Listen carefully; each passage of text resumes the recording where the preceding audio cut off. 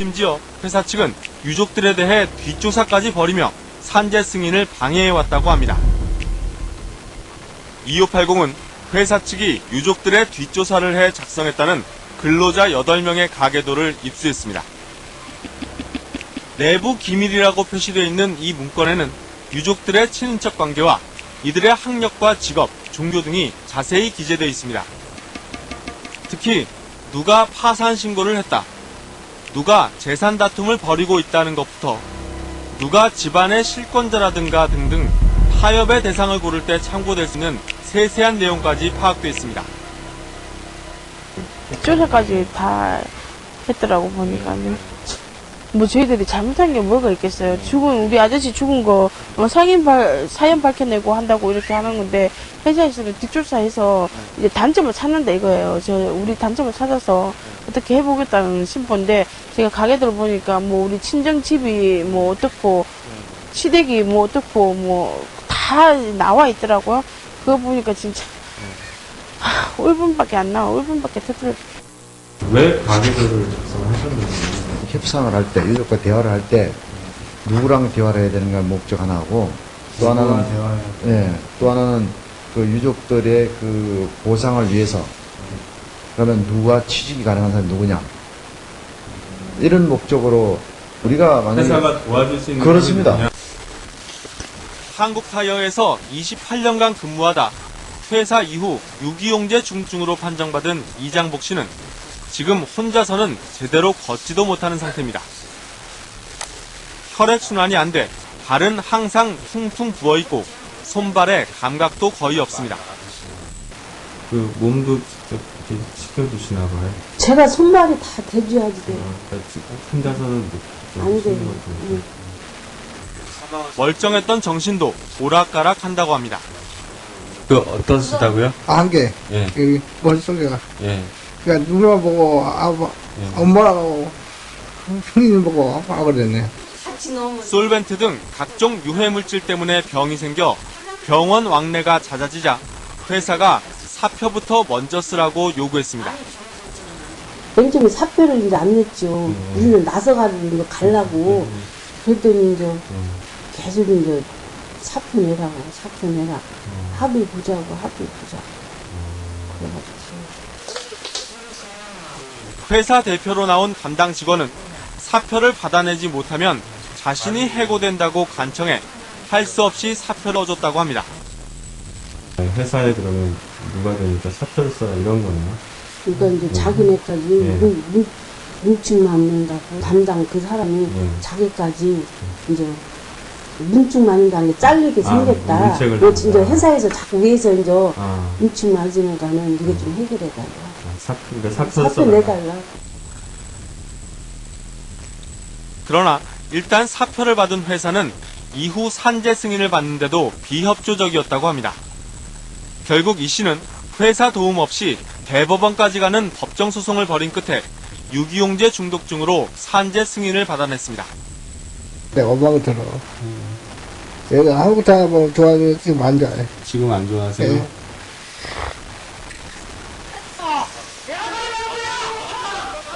지난 수요일 대전 공장에서 시위를 벌이던 유족들이 갑자기 공장 안으로 진입을 시도합니다.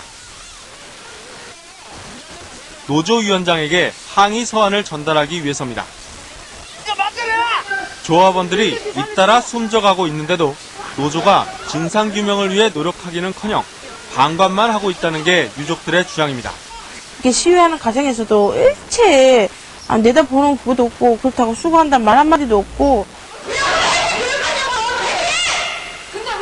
유족들이 노조 사무실에 들이닥쳤지만 노조는 수련회를 떠나고 아무도 없습니다. 얼마 뒤 어디선가 나타난 노조 위원장이 유족 대표와 만나 항의 서한을 받아들고는 10여 분 만에 사라졌습니다. 실제로 한국타이어 노조는 잇따른 근로자들의 사망과 관련해 회사 측에 진상규명을 촉구하는 성명서 하나 내지 않았습니다. 또 최근의 사망과 관련해 노사가 합동으로 벌였다는 작업 환경에 대한 자율점검 결과도 외부는 물론 유족들에게조차 알려주지 않았습니다. 심지어 직원 수백 명을 대상으로 실시한 설문조사 결과조차 비밀에 묻혔습니다. 한국타이어 노조위원장은 간접 선거로 선출됩니다. 조합원들이 대의원을 뽑고 그 대의원들이 노조위원장을 선출하는 방식입니다. 대의원을 선출할 때도 부뚜껑을 이용해 기표하는 방식이 아니라 투표자가 자필로 후보자 이름을 적는 기명 투표를 했습니다. 대의원 선거 때 이름을 써요. 후보 이름을 적는 건데 필체 대조의 두려움 때문에 사람들은 회사 측에서 내보냈다고 또는 회사 측이 신뢰하는 후보를 쓸 수밖에 없어요. 노조 홈페이지를 보면 조합원의 사망 원인을 밝혀보려는 노력이 거의 보이질 않습니다. 지난 9월 사망한 최모 씨 관련 소식을 전하면서 사망 원인을 지병으로 적어놨습니다.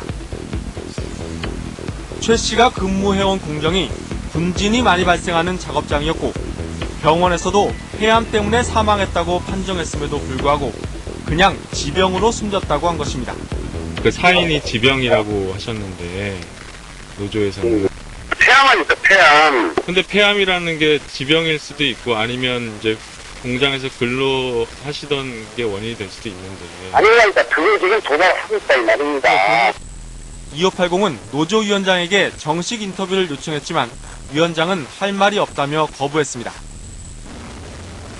2580은 취재 과정에서 유해한 작업 환경과 과도한 작업량 외에 다른 작업장과 달리 한국타이어 직원들을 괴롭히는 또 하나의 원인을 발견할 수 있었습니다. 바로 철저하게 직원을 통제하는 감시의 눈이었습니다.